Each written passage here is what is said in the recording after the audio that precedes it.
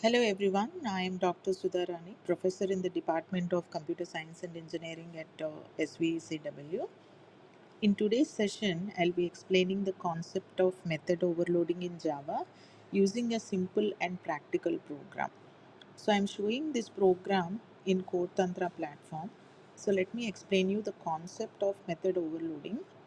So in Java, method overloading is a feature that allows a class to have more than one method with the same name but with different parameter list. This is the form of compile time polymorphism.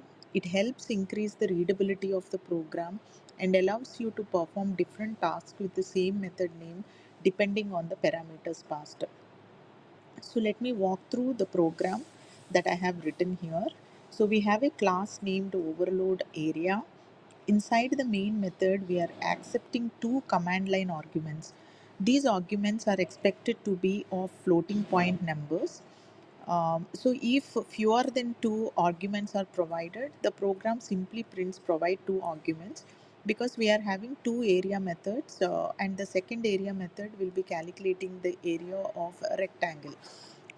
So we need two parameters. Otherwise, the arguments are passed into floating values, value 1 and value 2. So we have taken the arguments which are of string type and then parsed them into the floating types. So we converted string into floating values which are in value 1 and value 2. Next, I have created an object of the class overload area by using the statement overload area obj is equal to new overload area.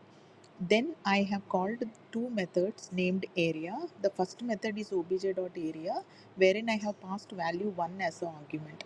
This calls the single parameter method that calculates the area of a square. It prints the result using the formatted output that I have shown here.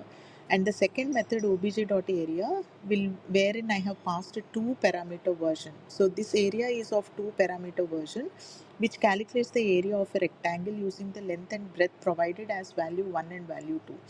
So the method name is the same, so area here, but the number of parameters is different. So this is exactly what method overloading means. So for example, if we are passing 5 and 10 as arguments, the output will be area of square will be like 25 and the area of rectangle will be 50.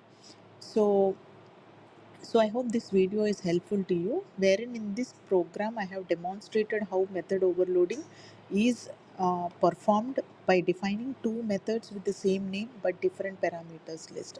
One for calculating the area of the square and another one for calculating the area of the rectangle. Thank you for watching.